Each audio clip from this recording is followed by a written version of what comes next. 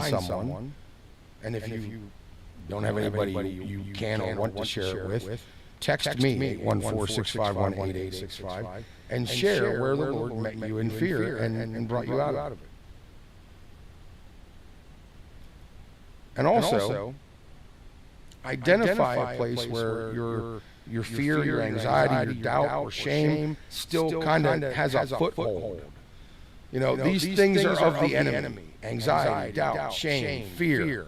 All of these things come from the enemy. It's how he shakes the foundation of our kingdom life. So if we intentionally,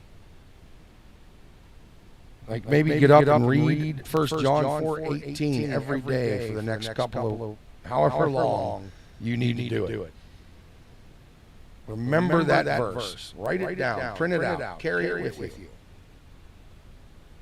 And when the enemy starts to push with the fear, you push back with the love and mercy, the faith and grace that God has provided. Cry out to the Lord for strength in that place. And be ready. Be ready to fight that battle. If we're ready to fight that battle, if we embrace God's wisdom, if we submit to His strength, the enemy doesn't stand a chance. It's that Carmen song I was talking about yesterday. God counting backward from 10 until our Savior, the Lord, comes barreling out of what seems to be the jaws of defeat. I gotta get with Ryan and set up a redemptive trap video and do the whole thing. That made a huge difference in me when I started seeing what we're seeing here as a redemptive trap. When Ryan did that sermon, I went back and listened to The Champion again by Carmen, and as I'm listening to it, I'm going, oh, I get it now. The redemptive trap is God allowed them, the enemy, to feel as if they'd won the battle. He doesn't need them to constantly see His power. Why? Because He's all powerful. Because He is God.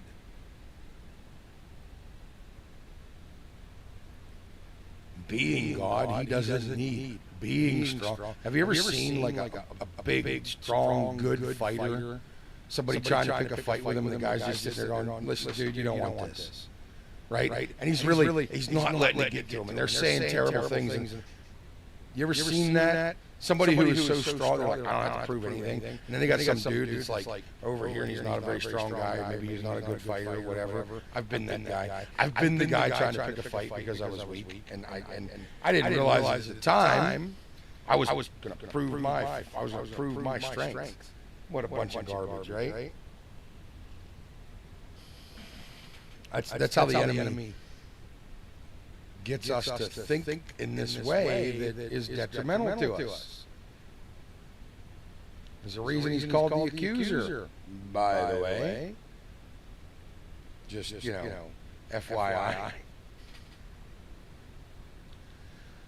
Listen, because of the power being cut off the way it was, the spread of this is a little less than normal because the first video I had shared, the beginning of the video I had shared, and it's hard to do so again, although I'm working on it.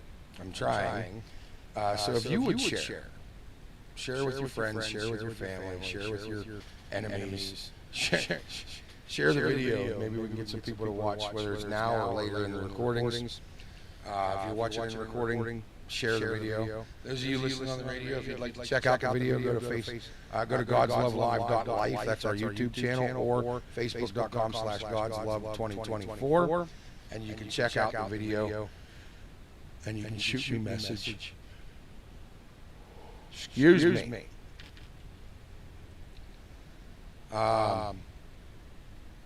We're gonna jump back. soon as I type this in here. We're going to jump into next. It's going to be the discussion of the conspiracy, the counterfeit witness of the chief priest here.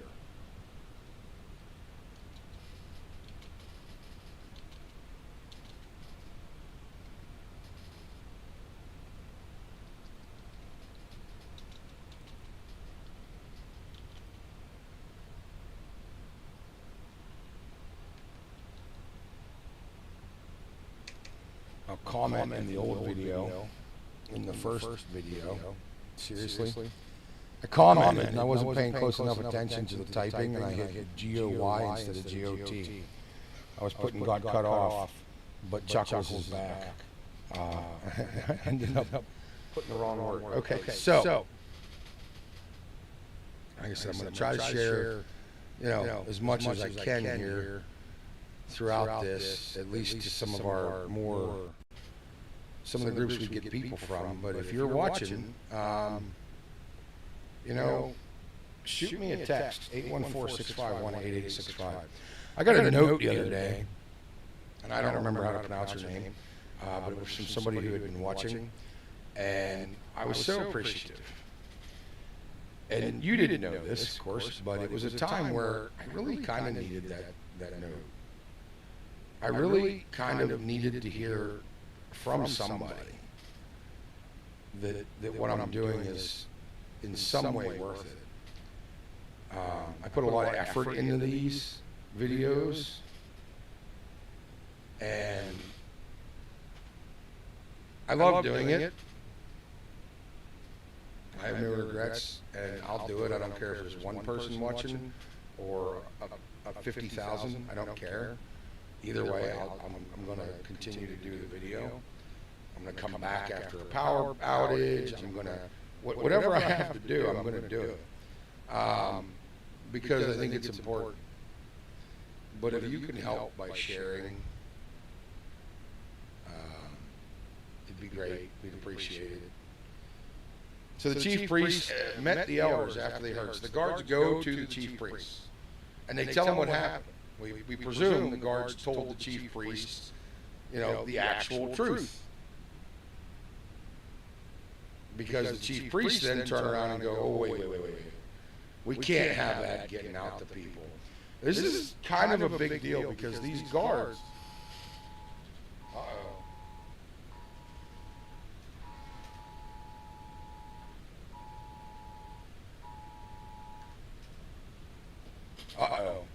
that was an alert. Pennsylvania, some regions, we're having problems with our 911 system. So if you're part of the 911 system, or if you're needing the 911 system, be prepared for possible problems.